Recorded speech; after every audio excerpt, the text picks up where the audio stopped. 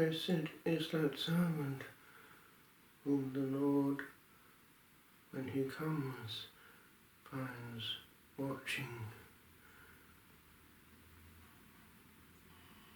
We have to be found at our post. We must not desert our post, that place where the Master placed us, and at the work that he entrusted to us, that no one else can do. He knows what he is at, as Newman says. We are not responsible for the whole functioning of the Church on earth, and even less of the cosmos at large, but we are for our soul and for our little role.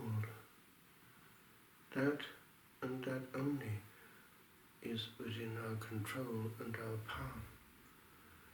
And much wastage of internal energy goes into the illusion that we have responsibility outside that, more than actually is the case.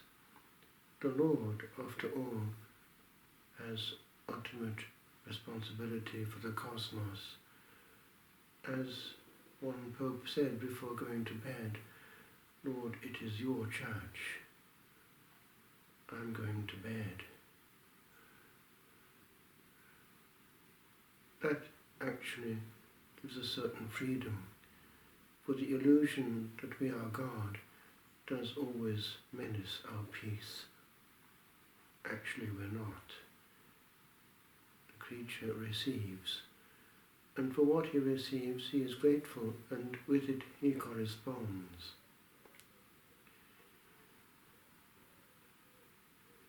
The watching at night is a mystical moment. It should be discovered and reclaimed by Christians. It is easier, of course, in the consecrated life when there is no family around. But even those who are in a family situation have to have moments when eye to eye they are with their King and Master. Couples who are truly couples in the Lord can do it together, and that is a true domestic church, but it has to happen. Life only comes once, and we cannot spend it outside our soul, always doing, not being.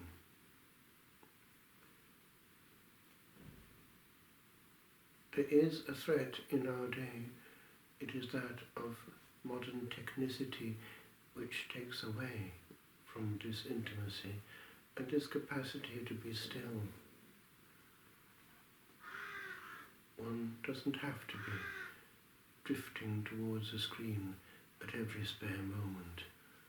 One can drift towards the sacred scriptures, towards the crucifix, the icon, the lamp, the tabernacle, the quiet place in nature.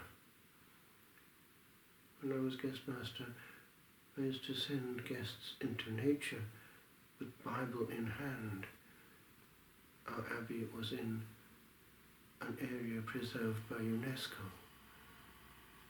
The Valdorcia is a gem of beauty. Nature heals, noise damages, and stress pulls down. I recall years ago, in 1976, when at La Trappe, the question of adjusting the timetable came in.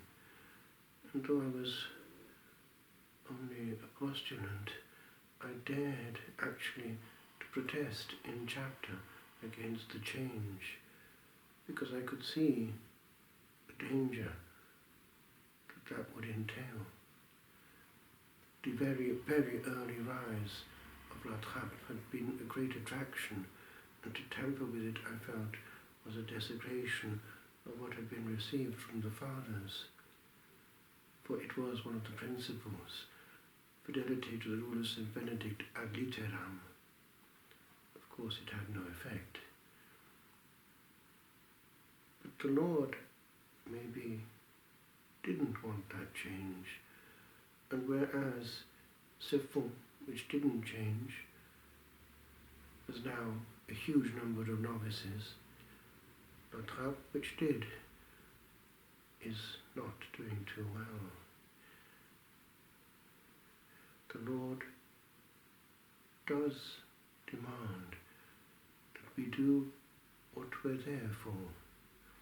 And the bringing of television into La Trappe, I felt, was a bad idea as well. Whereas other houses that didn't do that have done better. We don't need the world in the cloister and in our heart.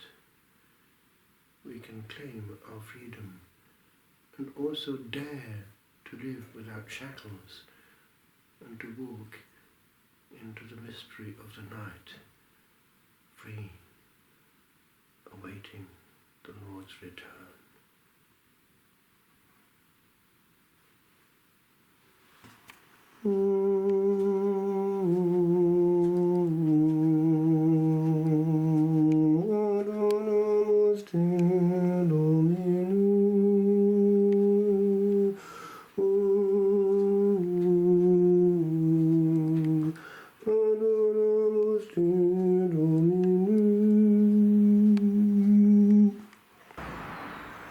Oh